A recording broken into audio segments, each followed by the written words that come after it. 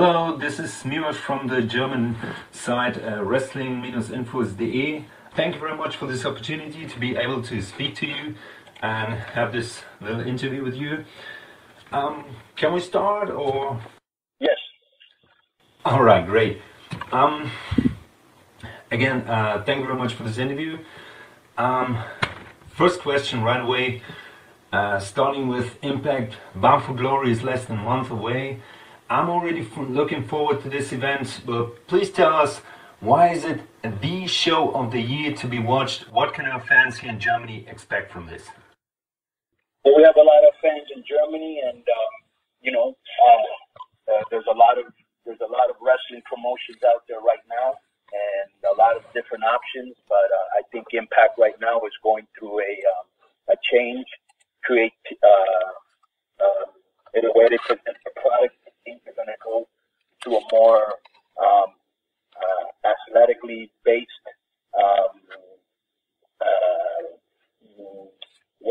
design. So you're going to see a lot of guys, a lot of these junior heavyweights, that are really putting down their name in the business today. And it's just for example, LAX, which is a group that I started, maybe 10 years ago with Homicide and Hernandez. Now we have Santana and Ortiz, who are the tag team champions. Those are examples of two new guys with the new style of wrestling, the modern style of wrestling, that are really changing the game. Bobby Lashley's going to be there, his credentials being an MMA fighter, EC3, who is the next champion, Johnny Mundo or Johnny Impact. Everybody knows how great he is. Oh, definitely. That's definitely. World. Yeah, it's a good roster right now. So it's a real good roster right now, and that means you're going to get good matches. I'm looking forward. Also, you already mentioned some great names. The Global Wrestling Network has been announced yesterday. How exciting is that for you, and what can we expect from this, and why should we sign up for that? Well, you get this, a lot of guys, they're seeing for the first time, they're seeing Bobby Roode, Samoa Joe, maybe even Kurt Angle for the first time in WWE. And here's the chance to go back and see the matches that they did when they were younger. And they were, because wrestling, when you're younger, you take more bumps, more crazier bumps. Yeah. You're not as hurt. You know what I'm saying? Absolutely, yeah. Then when Samoa Joe and AJ Styles were younger, and they were really doing stuff that, they probably don't do as much today because, they have a more toned down style. And there were some great matches, really good matches with Kurt Angle.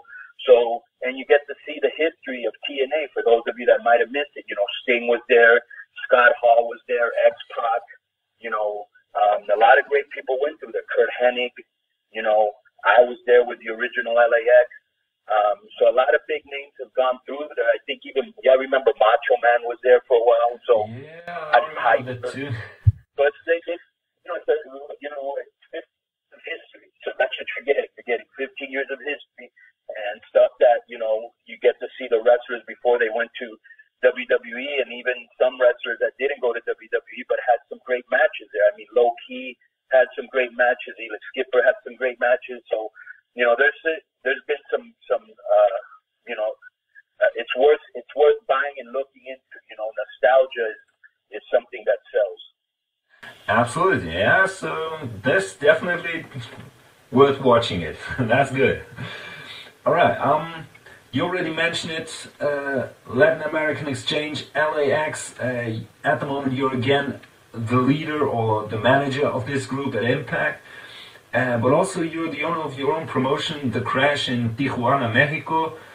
Is this kind of a double duty for you, or more sort of a dream come true?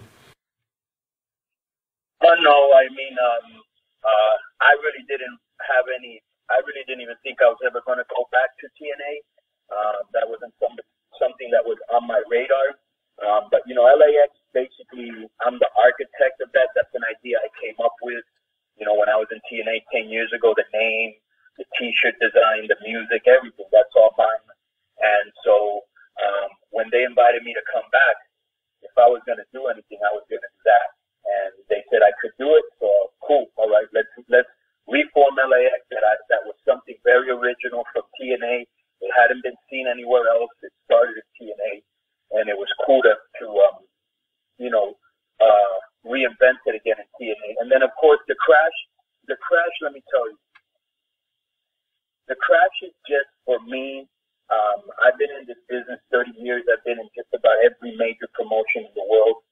And I just got tired of working for people that, to me, didn't know what they were doing or didn't know how to treat the wrestlers.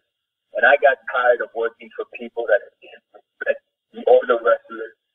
And I wanted to be able to be my own boss. So this is good for me because I only work with the people I want to work with.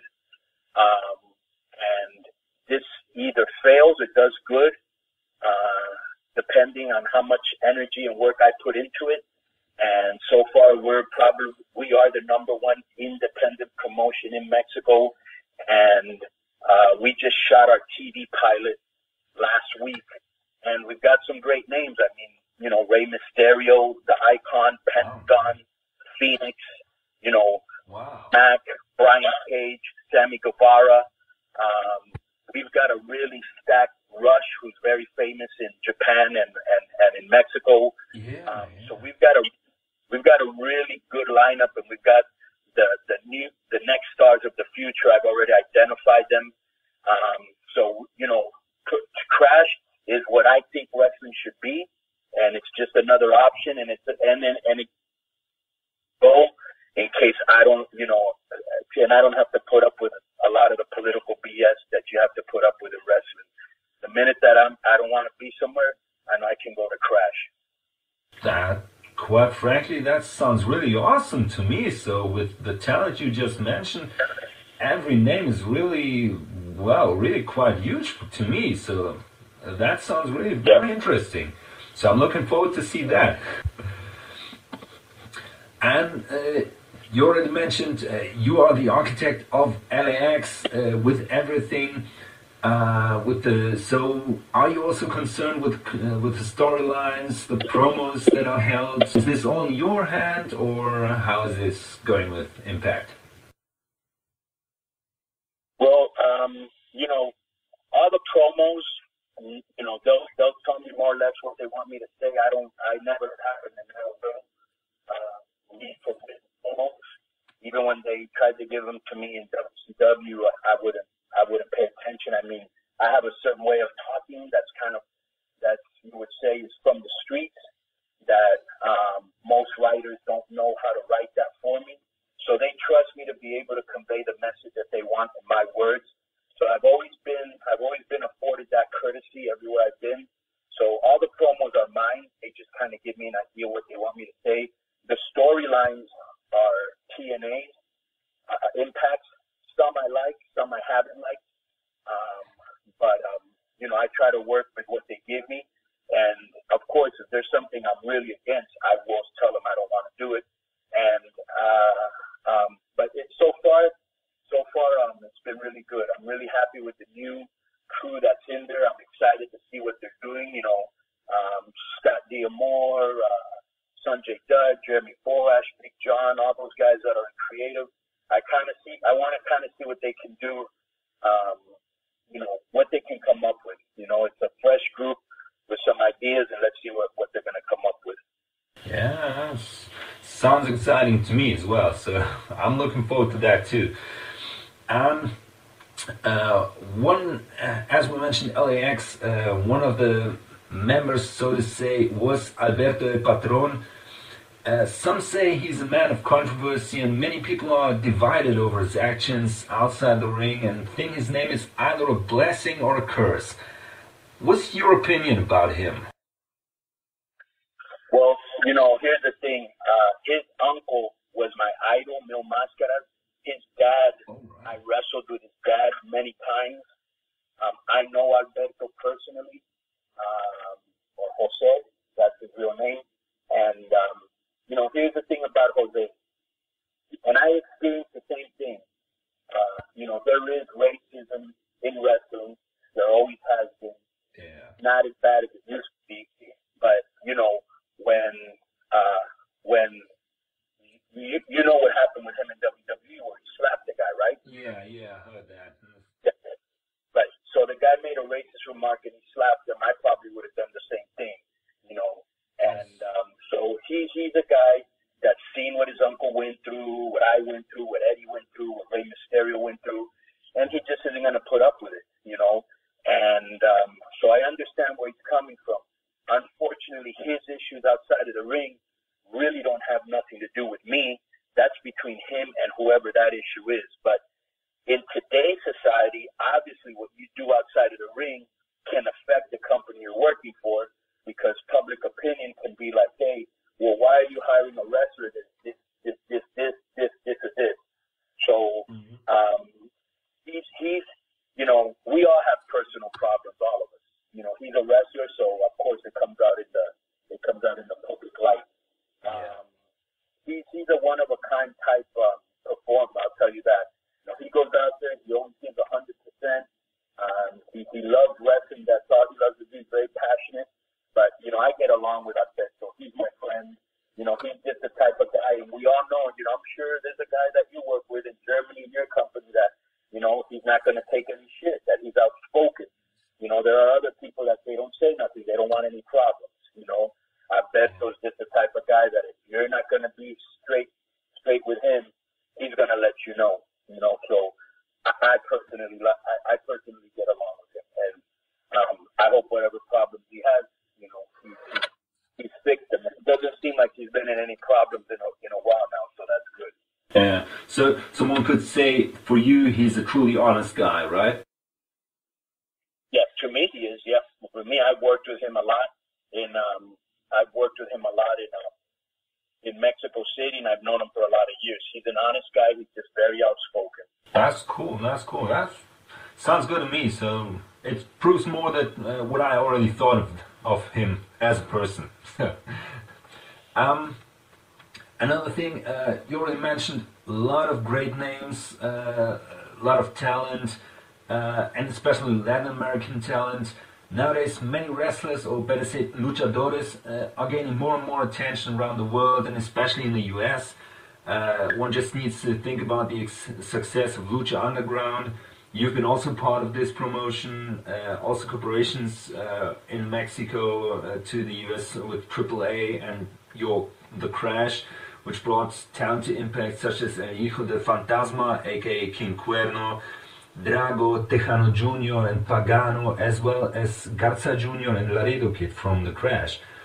This gives these luchadores a much wider audience and more traction worldwide. Is this something that we will see more and more coming into the US and general wrestling scene? Yeah, well, I think that we're seeing that now. Think about this. 10 years ago, probably most people wouldn't even know who Nakamura was, and when Nakamura was in the WWE, everybody already knew who he was. So, it's very accessible now to see wrestling from all around the world, where before it wasn't.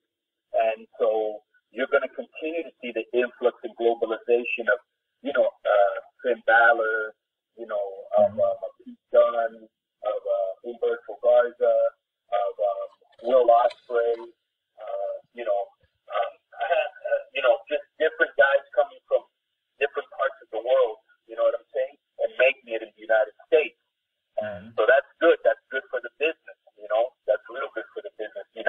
You see a lot more black guys than you used to see. You see a lot more Latinos than you used to see. You see a lot more women. You see a lot more smaller wrestlers, luchadores.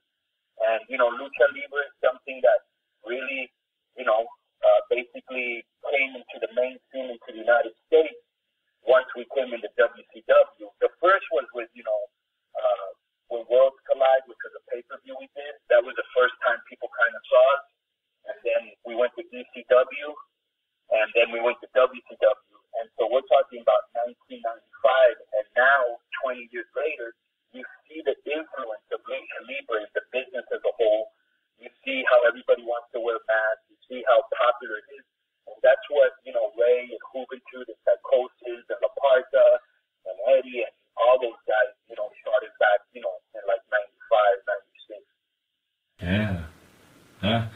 certainly a lot of history right there. Yeah, yeah. But it's exciting because when we came into WCW, nobody knew what Lucha Libre was. Eric Bischoff didn't know what it was. Most of the wrestlers had never seen it. You know, it was very hard at the beginning because, you know, as you know, I don't know if you know this, but, you know, in WCW, they didn't let any of the luchadors become stars, or they all had to go, you know, like Jericho, Eddie, Ray, they all had to go to WWE to get a big name. But now you see how big Lucha has become, and it's a very exciting style of wrestling. And what I like the best is that the young guys today, they've taken the best of Lucha Libre, the best of Japanese wrestling and American wrestling, and they've made like a hybrid. And even UK, they've made like a hybrid style of all those styles into one. Mm-hmm. It's a really exciting style. You see Ricochet and Ospreay and you know, and the Young Bucks and you know all these guys doing. Yeah, that's as you said, a really good hybrid. So you already mentioned some stars from independent wrestling. Which one would you like to see making his debut in Impact? In Impact or where? Yeah. I think that there's a guy that we have. I don't know if you see his name is Flamita. He's real good. He wrestles for the Crash, and he wrestles a lot for Dragon Gate in Japan. He's a real good talent. I think Humberto Garza's cousin, Ultimate Ninja, is very good. I'd like to see him there. Another guy we got called Daga. You know what an exotico is? Mm-hmm. Yeah. Yeah, we have an exotico called Maximo that I think the people would really like. So I think those people are guys that, you know, Keith Lee's another guy that I would like to bring into Impact. So we've got a couple guys, you know, I'm hoping that next year they bring in one or two more Crash guys. And I think they will. So you may see some more Crash talent in Impact next year. Sounds great. Sounds really great to me. And another question which probably is also interesting. If you were ever to make an in-ring return, who at Impact right now would you like to face? I am going to make an in-ring return because I'm going to get a hip replacement before the year is over. Then I'm going to go with Rey Mysterio and I'm going to go train with him. He's in incredible shape. And I'm going to get in shape and I'm going to do a return match. There's nobody I care about wrestling. You know, I came from an era where, you know, I wrestled everybody from Flair to Nash to Booker T to Goldberg to everybody in between. There's nobody. I would rather wrestle with guys that are like my friends by my side. You know, I'd like to have a match with Rey Mysterio as my partner, Psychosis, who's also in the Crash. Yeah. Chris Jericho. You know, those type of guys. Out of the young guys, nobody I can think off the top of my head that I really want to work with. Probably the LAX. I'd like to do a match with them and myself. That would be cool. But that's basically the people that come to mind. Sounds cool. And I'm honestly, a match with you and Rey Mysterio, I think that will be awesome. That would be really great to see that. Yeah. So, and it's going to happen. Once I get my operation and get in shape, it's going to happen. I already talked to him about it. That's cool to hear. That's really cool to hear. And as mentioned, Rey Mysterio, at the start of this year, Rey Mysterio Jr. announced during your podcast that his son Dominic will start his own wrestling career once he finishes college. You were part of his training. Do you think it is important for Dominic to step out of his dad's shadow and do his own mark in pro wrestling? I don't know. It just depends on what he thinks, you know, what his son thinks and what Ray thinks. Obviously, there's going to be a lot of pressure. Because he's Ray's son. I mean, he knows that, but he's a very, very, very humble kid. You know, he doesn't think he's a big shot. And he's not going to do Ray's style. He's too big. He's bigger than me. He's like 6'1", you know. So he's not going to be able to do what Ray did. He's going to do his own different style.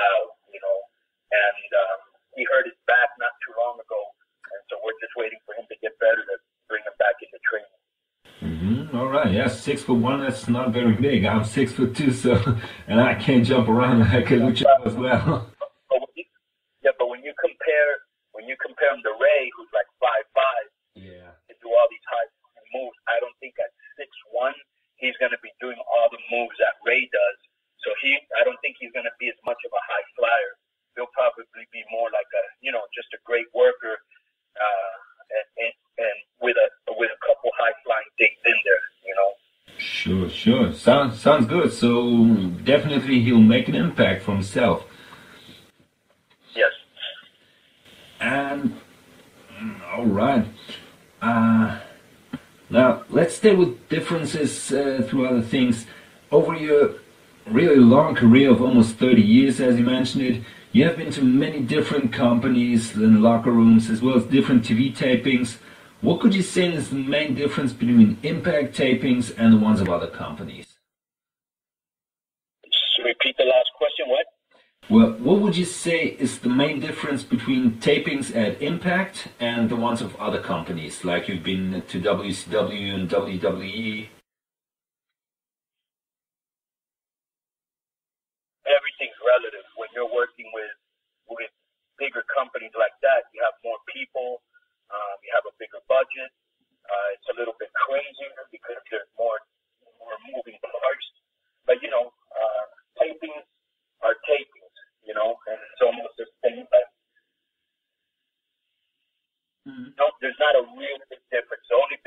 The biggest difference would be that when you're in a bigger company, they have more people to help them. So if let's say TNA does a taping and they have 15 guys that are shooting the tapings, at WWE they'll have 40 guys, so just have more personnel to help you get. Wait 1 minute, because I'm getting another call from England from another guy that wants to do an interview. Yeah, I got to cut this short because there's another guy calling me from England that Impact also got me an interview just like they did with you. Yeah.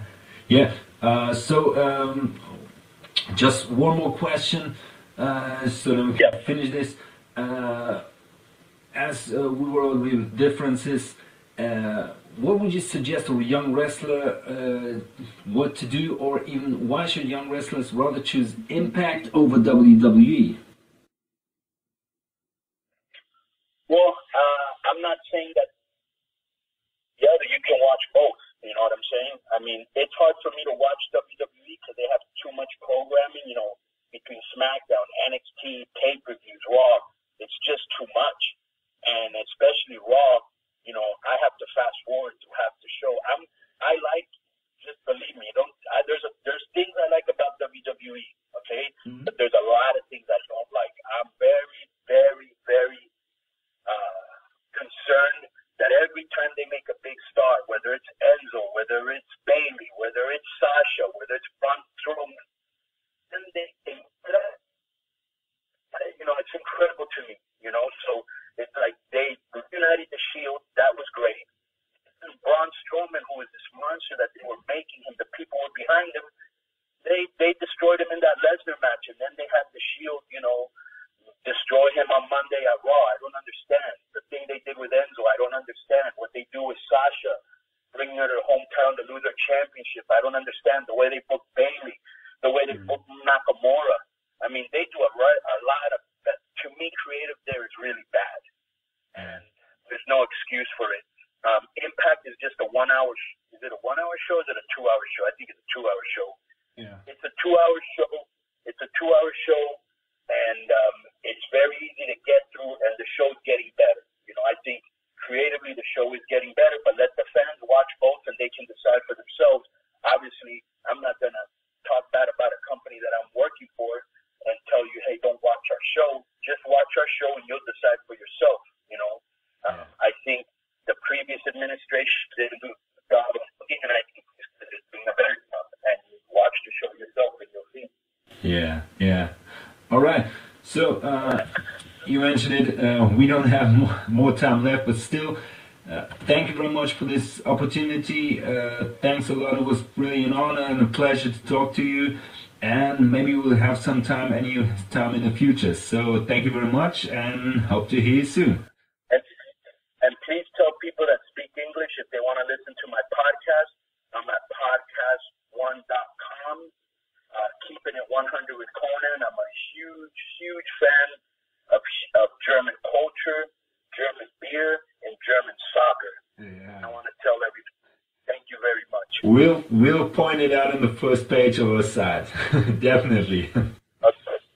All right. Konnan, thank you very much again. All right. Goodbye. Goodbye.